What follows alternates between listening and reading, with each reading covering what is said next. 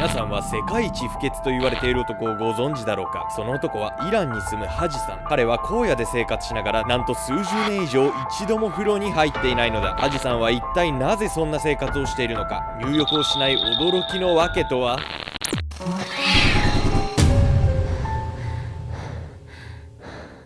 はい、どうもアルゴメトリのケンちゃんです。どうも世界一の清潔感ヤミコよ。おぶつおぶつというわけで今回は数十年間風呂に一度も入っていない男をご紹介したいと思います。その男この男ね、海外のニュースで報じられて、そのあまりの不潔さで脚光を浴びたんですが、なんとその風呂に入らない理由がこれまた驚きなんです。早く教えて。64年もの間一度も風呂に入らないある男。そこには意外すぎる信念とある理由があったんです。世界一不潔な男。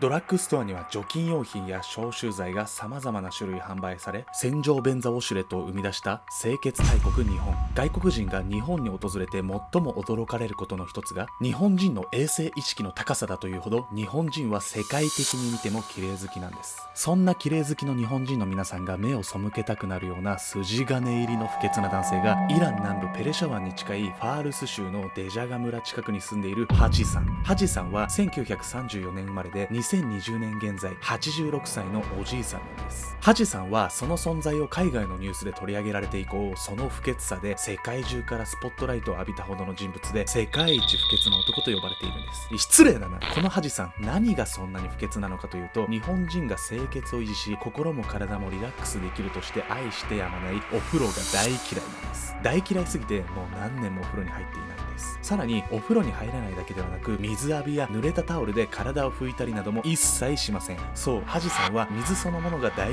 嫌いなんです。ではハジさんはどれくらいお風呂に入っていないのでしょうか。ハジさんがお風呂に入っていない期間はなんと驚きの64年。なんと半世紀以上、20歳の頃から84歳の現在まで64年間一度もお風呂に入っていないんです。いやー、やばいっすよね。これだけでもね、その不潔さは十分常軌を逸していることがわかるんですが、さらに驚くべきことに、ハジさんの不潔さはお風呂に入らないだけではないんです。64年ってすごいよ。あれもうキャーよ、キャーってなんだよお前。キャーよ。でも匂いとかすごそうじゃないの。僕は今ここで撮影してて、視聴者の皆さんわかんないと思うんですけど、毎日風呂入ってるヤミコさんですらもうキャーよですよ。そういうこと言うのやめなさいよ。言うのやめな。世界を驚かせたこのハジさんの不潔な生活。でも実はさらに驚くべきことは、この風呂に入らないことだけじゃなかったんです。実はね、このハジさんの体にもある異変が起こっていたんです。ハジさんの日常。水との接触を非常に嫌い、64年もお風呂に入っていないハジさん。どれくらい風呂が嫌いかというと、入浴を提案するだけでも怒り出すそうなんです。怖えな。ではそんなハジさんの私生活はどのようなものなのでしょうか。それもまた常識を超えているものでした。そうだよな。まず生活している場所なんですが、我々だと町や村ですよね。しかしハジさんは人との交流を好まないため、なんと生活の場所はペルシャ湾に近いファールス州のデジャガ村近くの荒野。場所は荒野です。2度言っちゃったよ。そして住処は家ではなく、何もない大地をただ掘っただけの墓穴のような穴蔵。村人がハジさんを心配して建ててくれたブロック作りの掘ったて小屋も近くにはあるのですが、基本的には穴蔵と野外が彼の寝場所なんです。ブロック小屋で寝るのは雨が降った時くらいなんだそうです。そして冬の寒い時期は暖を取って寒さをしのぐんですが、その暖の取り方も常識外れなんです。我々であれば服を重ねてきたり、布団や毛布にくるまったりといった暖の取り方をすると思うんですが、ハジさんの場合は古ぼけた軍用ヘルメットをかぶるだけで寒さをしのぐという、凡人には到底真似できない暖の取り方をして寒さをしのぎ、冬を越しているんです。いや、頭しかカバーしてねえじゃんそれ。そして飲食についても我々凡人の理解の範疇を超えているんです。大多数の人はなるべく新鮮な食材や衛生的な水を口にするように心がけるんですが、ハジさんは全く逆で、生の新鮮な食品や綺麗な飲料水も嫌うため、死んだ動物の腐った肉を火で炙って食べるんです。ちなみに好物は山嵐の肉で、チキンに似た風味がするんだそうです。もうどこでも生きてけるこの人。飲み水は薄汚れた石油缶から汲んだ、お世辞にも綺麗とは言えない水を1日5リットルも飲むというんです。いやもうすごすぎるよねこれ。そんなね生活を送るハジさんなんですが、ちょっとすいません、つぼっちゃいました。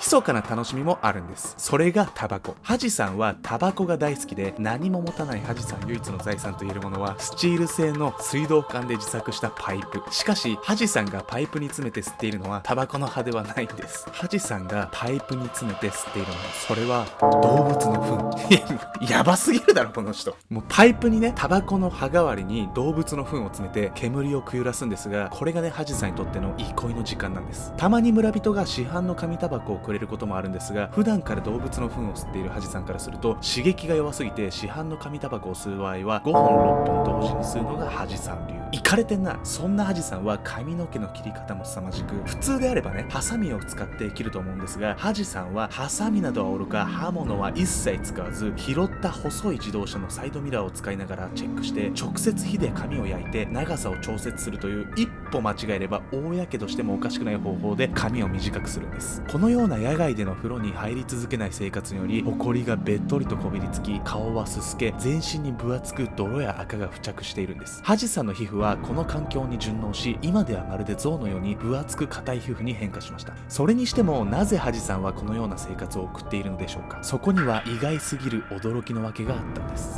世界にはこんな変わった人いるのね。ヤミコの秋の匂いと一緒やろ。全然臭くないわよ。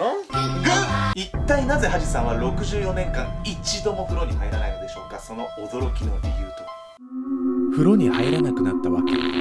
ハジさんについて一番気になるのは、やはりなぜ急にお風呂に入るのをやめて今の生活を始めたのかですよね。ハジさんも20歳までは他の人と同じように普通にお風呂に入っていたんです。では一体20歳の頃のハジさんに何があったというのでしょうか。そこにはハジさんのある心情があったんです。ここまでハジさんの生活ぶりを見ていただいた皆さんにはものすごく意外かと思うかもしれませんが、ハジさんが人生において最大の価値を置いているもの、それは健康なんです。